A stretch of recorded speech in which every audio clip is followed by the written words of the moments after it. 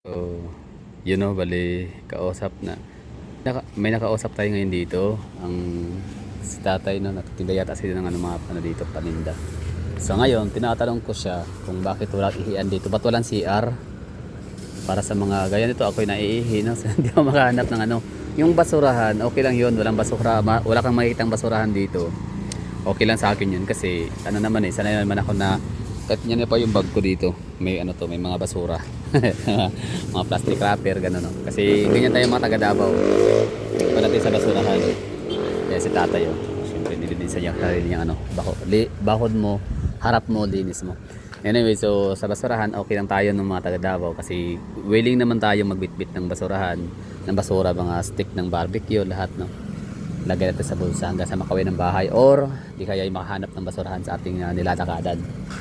Pero yung ihian, yun yung ano, yung struggle ko dito. Oo, hindi naman lagi. Sa lalaki naman sa atin wala na problema yung ihian natin kasi ang bilis naman natin makahanap ng ihian. Nga pala no, pag babae pala, pag kayo iihi na gantong oras no, gabi na, so punta kayo sa may McDonald's, Jollibee.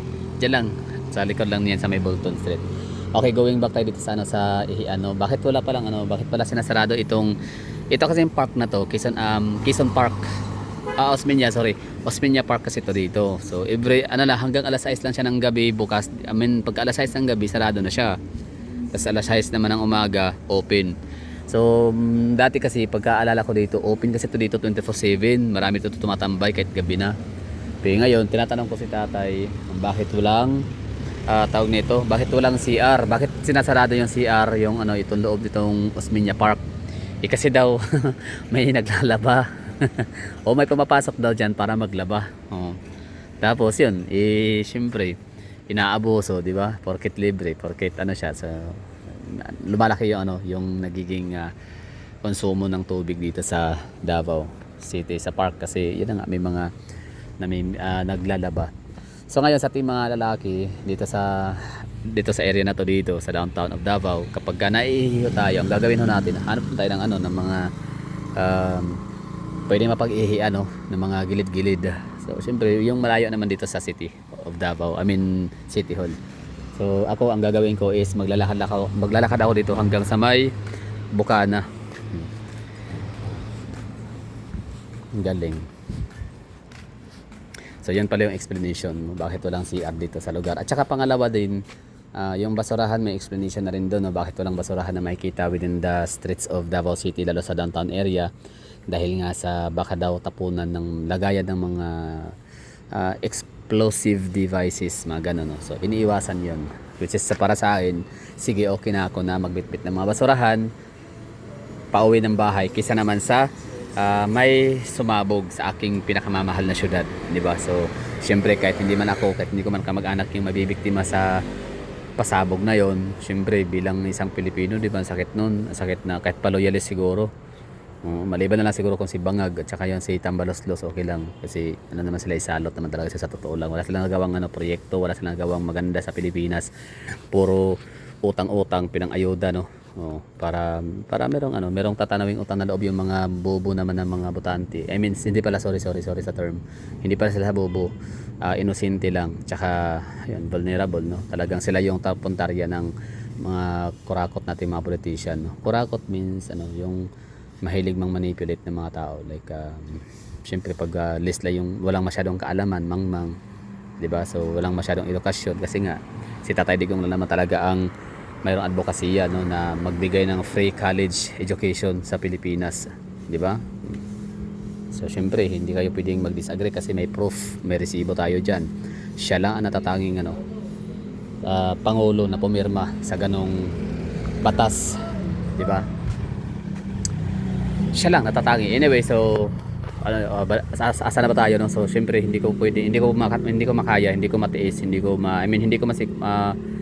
ko kayang tanggapin or hindi ko maisip na may sumabog na something dito sa Davao, tas may mga inosenteng nadadamay, di ba?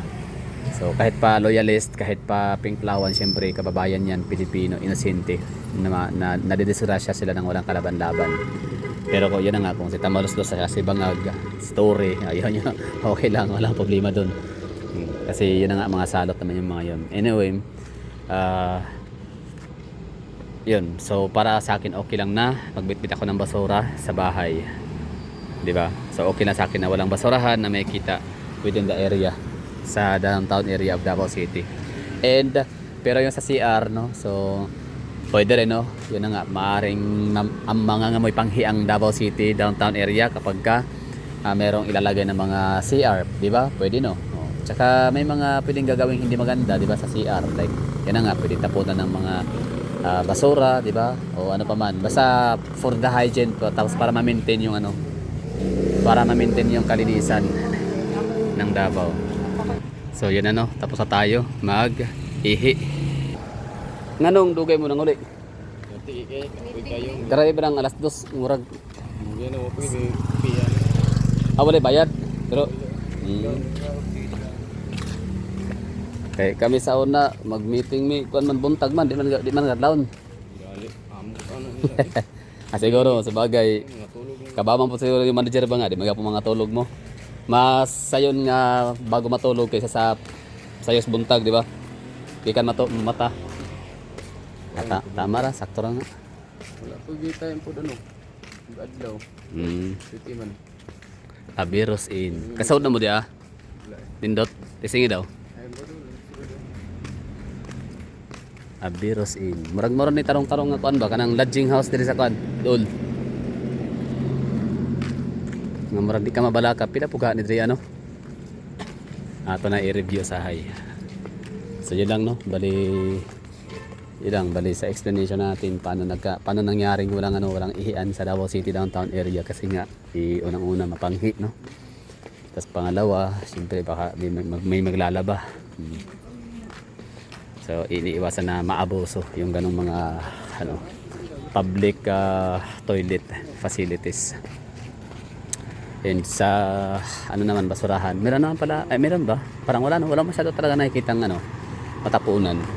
Basta dito kasi kapag kakain ka ng mga quick isaw, yung mga pinagbibilhan niya, meron talaga yan silang mga kanya-kanyang mga basurahan. May kanya-kanya silang tapunan.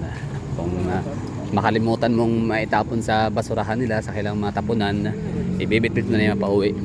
Kita mo naman, di ba? Linis, di ba? Baka makikita ang mga tae, di ba? Siyempre may mga single plastic. Isa, dalawa. Pero hindi talaga yung, ayun, may isa pa Robos. Grabe. Yun atat na excited siguro. Baka doon sila Abiros in. Wala mo lagi labay ba, Robos ba? So siguro sa kaila ka excited ba? Kaya masaka na sa Abiros.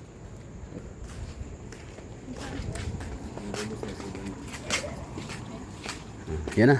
So we're done. So maraming thank you sa mga nanonood. Yan po yung explanation sa mga nagtatanong bakit walang CR dito sa Davao City, downtown area. Bakit walang mga basurahan? So the answer is for security measure, which is para sa akin as Davaoeño myself, okay lang no. Walang problema. Willing, kumbaga ready. Willing ako na magtiyagang magbitbit ng basurahan pa uwi.